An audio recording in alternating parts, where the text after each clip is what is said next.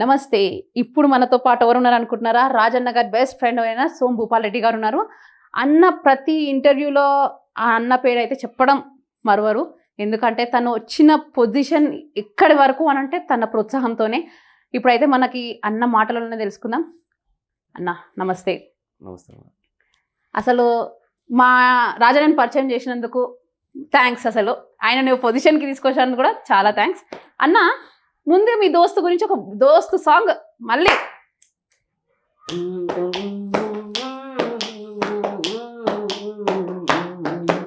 స్నేహమే నా జీవితం, స్నేహమే నా శాశ్వతం, స్నేహమే నా జీవితం, స్నేహమే నా శాశ్వతం, స్నేహమే నా పెన్నిధి, స్నేహమే నా సన్నిధి, స్నేహమే స్నేహమే నా జీవితం, స్నేహమే నా శాశ్వతం, స్నేహమే నా జీవితం, స్నేహమే నా శాశ్వతం. అన్న అన్న పాట వింటుంటేనే అసలు మీరు ఎంత ఇష్టం అనేది అన్న పాటలోనే అర్థమైపోతుంది. అన్న ఎనర్జెటిక్లోనే మీరంటే ఎంత ఇష్టమో అలా అర్థమైపోతుంది. బై డిఫాల్ట్ రాజు వ్యక్తిత్వం మంచిగా ఉంటుంది. అంటే ఎప్పుడు ఫోన్ చేసినా కూడా ఆ పర్సనల్గా అటాచ్మెంట్ ఉంటుంది కాబట్టి నాకు, అంటే వేరే వాళ్ళకి ఎక్కువ మందికి ఎవరికైనా నేను కనెక్ట్ కాలేదు. కనెక్ట్ అయినా కాబట్టి రాజుతో అంత ట్రావెల్ చేసిన అన్నట్టు. దాంతోపాటు అమ్మ రాజు కోసం కష్టపడడం నాకు కొద్దిగా మెల్ట్ అయింది. కొద్దిగా ఆ పాయింట్ పట్టుకొని నేను తల్లి కొడుకు కోసం ప్రయత్నం. ఇంకా రాజు విషయంలో ఏంటంటే రాజు వే ఆఫ్, అంటే ఎవరిని పలకరించిన ఒక పాజిటివ్ ఉంటుంది. అంటే ఎవరిని నెగిటివ్గా మాట్లాడడం అట్లా తక్కువ చేయడం ఉండదు. నీట్గా మాట్లాడతాడు. పాడిన పాట అయినా సరే స్పష్టంగా సంతోషంగా, అంటే స్మైల్ ఉంటుంది అబ్బాయిలు. సో మంచిగా అనిపించి ఆ రోజు నుంచి రాజు అంటే ఎప్పుడు నేను మర్చిపోతున్నా కూడా పండుగ రోజు ఫోన్ వస్తుంది. అన్న ఏడు నువ్వు, happy Dasara, happy Sankranti, happy friendship day, ఇవన్నీ ప్రతి ఇయర్ ప్రతి పండుగకు రాజు నుంచి కాల్ వస్తుంది నాకు. అన్న రాజన్న పరిచయం అయినాక మీకు ఎలా అనిపించింది? అసలు తన పరిచయం కావడంతో మీరు తన ఎంకరేజ్మెంట్ ఎలా, అసలు మీ ఫ్రెండ్షిప్ ఎలా స్టార్ట్? మనం రెగ్యులర్ స్టూడెంటే కాబట్టి నాకు సంగీతం పట్ల అంత అవగాహన లేదు. సో సంగీతం పట్ల కొంచెం తెలియడానికి కారణం ఏంటంటే రాజు. బస్సులో మా ఫ్రెండ్ శ్రీకాంత్ని ఇద్దరు ట్రావెల్ చేస్తున్నప్పుడు ఇంకా చెప్పిన స్టోరీ. సో కాలేజీకి తీసుకెళ్ళాము, రకరకాల ఆడిషన్స్కి తీసుకెళ్ళాము, కొన్ని ఈవెంట్స్కి తీసుకెళ్ళాము. సో కొందరు ఇచ్చిన సజెషన్స్ మేరకు ఫైనల్గా రామాచారి సార్ దగ్గరికి వెళ్ళాము అన్నట్టు. అక్కడ కూడా ఏంటంటే అమ్మకు దారి తెలవాలి. ఇప్పుడు నేను కాదు కదా డైలీ తీసుకెళ్ళేది, తను తీసుకెళ్ళేది కాబట్టి అమ్మ తీసుకెళ్ళగలుగుతా లేదా అని చెప్పేసి వీళ్ళు ఎప్పుడు వచ్చినా నాకు meeting point Afzalgunj bus stop. Okay. నేను సిటీలో వనస్థలీపురంలో ఉన్నా, కర్మంఘాట్లో ఉన్నా, తర్వాత మణికొండకు వచ్చిన అఫ్జల్గంజ్కు రావాలి వీళ్ళు. ఆ నుంచి నేను పికప్ చేసుకొని వెళ్ళిపోయేవాడిని. బస్కి అయితే బస్కు, ఆటోకి అయితే ఆటో, టూ వీలర్ అయితే టూ వీలర్, ఏదైతే అట్లా తీసుకెళ్ళేవాడిని. సో ఒక 4-5 years గట్టిగా తిరిగింటాం. ఎప్పుడు ఫోన్ కొట్టినా సరే కాదని చలో పోదాం. ఇంకా తర్వాత వీలు కాలేదు. పెళ్ళి తర్వాత 2014లో మ్యారేజ్ అయింది. మ్యారేజ్ తర్వాత కూడా 1 year అప్పుడిప్పుడు కాదనకుండా పోయా. తర్వాత సార్కి, మన రామాచారి గారికి స్టూడెంట్గా చేరిన తర్వాత నాకు కొద్దిగా ధైర్యం వచ్చింది. ఇది జర్నీ పెద్ద, అంటే 4 years జర్నీ, 5 years జర్నీ ఉంటుంది కాబట్టి ఇంకా ఎక్కడో దగ్గర కనెక్ట్ అవుతారు. సార్కు బాగా పేరుంది. చాలా సంగీత, ఇప్పుడున్న సింగర్స్ అందరూ సార్ స్టూడెంట్స్ ఉంటారు. సో నాకు కొద్ది కాన్ఫిడెంట్ కలిగింది. ఈ అబ్బాయి సార్ అండర్లో ఉన్నాడు కాబట్టి కొంచెం ఏదైనా ఒక పబ్లిసిటీ వస్తుంది, తనకు కొద్దిగా బెటర్మెంట్ వస్తుంది అనేది నాకు నమ్మకం.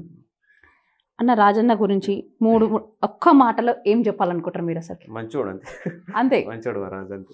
మంచోడు మీ రాజు. నాకు కనబడ్డది మంచితనం, నాకు అబ్బాయిలో కనబడ్డది మంచితనం, మంచోడు. మామూలుగా ఏంటంటే ఇక్కడ ఇద్దరు ఫ్రెండ్స్ ఉన్నారు నాకు, ఆల్రెడీ పరిచయం అయిన నా క్లోజ్ ఫ్రెండ్, తర్వాత మళ్ళీ ఈ ఊర్లో friend, first of all and ward మెంబర్గా ఉన్నప్పుడు, అండ్ అలాగే ఒక టైలరింగ్ షాప్, ఇంకా తర్వాత కేబుల్ ఆపరేటర్, ఈ 3తో పాటు టీవీ ద్వారా నాకు కనెక్ట్ అయ్యాడు అతను. మంచి ఫ్రెండ్. ఎందుకంటే నా దగ్గర ఇప్పుడు మామూలుగా ఏంటంటే ఎవరి దగ్గర టీవీ కేబుల్, అంటే కేబుల్ డబ్బులు తీసుకున్నా నా దగ్గర తీసుకోరండి, తక్కువ తీసుకుంటారు. అతను ఎనీ టైం నేను ఎప్పుడు కాల్ చేసినా కూడా ఎనీ టైం ఏ నైట్ అయినా సరే వస్తాడు. ఎందుకంటే ఈ ఊర్లో నాకు నచ్చిన అంటే నా ఫ్రెండ్, అలాగే నా శ్రేయోభిలాషి అండ్ రవీందర్ గౌడ్ గారు. థ్యాంక్ యూ భయ్యా, థ్యాంక్ యూ సో మచ్. ఇక్కడ ఉన్నారా అన్న? ఉన్నారు, వస్తారు భయ్యా ఒకసారి. ఎందుకంటే నేను చెప్పడం కంటే తను చెప్తే బెటర్. ఎందుకంటే ప్రతి విషయంలో సలహా ఇస్తారనమాట. నువ్వు బాగా టైంకు తినాలి, నువ్వు ఇలా పాడాలి, బయట ఇలా మాట్లాడకూడదు, ఇలా మాట్లాడాలి. ప్రతి విషయంలో ఈయనకి ప్రతిసారి నేను ఫోన్ చేసి కనుక్కుంటా, అన్న ప్రతి వాళ్ళు ఇట్లా ఇట్లా వస్తున్నారు. ఇప్పుడు ఈయన కూడా చెప్తుంటారు ఏంటంటే, ఇప్పుడు ఈయన కూడా తెలిసింది ప్రతి ఒక్కరు కూడా నన్ను ఇంటర్వ్యూ చేయడానికి వస్తున్న వాళ్ళు ఈ ఊరి పేరు ఎవరికి తెలియదు. అంటే తమ్ముడు నీ వల్లే వస్తుంది ఈ పేరు, అలాగే నీ వల్లే ఇక్కడ ఈ ఊరు పేరు అనేది నువ్వే నిలబెడుతున్నావు, నీకు చాలా థ్యాంక్స్ తమ్ముడు అని ప్రతి విషయంలో, నా ఫుడ్ విషయంలో కానీ ఏ విషయంలో కానీ తనంతా జాగ్రత్త పడతాడు. అసలు చాలా చెప్తాడు, ఒక తమ్ముడిలా అంటే ఒక బ్రదర్లా చెప్తుంటాడు నాకు ప్రతి విషయంలో కానీ. ఈ ఊర్లో నన్ను ఎంకరేజ్ చేసే ఒక ఫ్రెండ్ నా శ్రేయోభిలాషి రవీందర్ అన్న. థ్యాంక్ యూ భయ్యా, నీకు నిజంగా చాలా చాలా థ్యాంక్స్ అన్న. అసలు రాజన్న అంత మంచి చెప్తుంది మీ గురించి. అసలు మీకు రాజన్న గురించి ఎప్పటి నుంచి తెలుసు? అసలు ఎప్పుడు తెలుసు అసలు కన్నా? రాజు నాకు చిన్నతనం నుంచి తెలుసండి. అయితే రాజు ఊర్లోనే పాటలు పాడుతుండే. ఇక్కడ మా ఊర్లో ఏదైనా వినాయక చవితి కానీ ఏదైనా ప్రోగ్రామ్ కానీ ప్రతి సంవత్సరం 26 జనవరికి 15th ఆగస్ట్కి స్కూల్లో ప్రోగ్రామ్ పెడతాం. రాజు చేత కంపల్సరీ మేము పాట పాడిస్తాం. అదే కాకుండా రాజుకు నేను కూడా ఒక చిన్న సలహా, ఒకప్పుడు రేడియో వరకే ఉండేది, క్యాసెట్లు ఇట్లాంటి సెల్ ఫోన్లు లేకుండే కదా. అయితే మన ఇంచుమించు నేను బహుశా 92, 93 నుంచి అనుకుంటా, చుట్టుపక్కల అప్పటి నుంచి ఇంచుమించు ఒక 100 సినిమాలకు ఎక్కువనే షూటింగ్లు అయినాయి. నేను రాజుకు సలహా ఇస్తుంటే, రాజు షూటింగ్లు అయినప్పుడు మీరు పోయి ఆ హీరోల దగ్గర టచ్ కావాలి, నువ్వు మంచి పాటలు పాడుతావు, నీ దగ్గర టాలెంట్ ఉంది కాబట్టి అంటే. రాజు కూడా చాలా మంది హీరోలను కలిసిండు. ఏం రాజు కలిసిండే ఎవరెవరిని కలిస్తే నాకు చెప్తుండే కూడా కలిసిండని.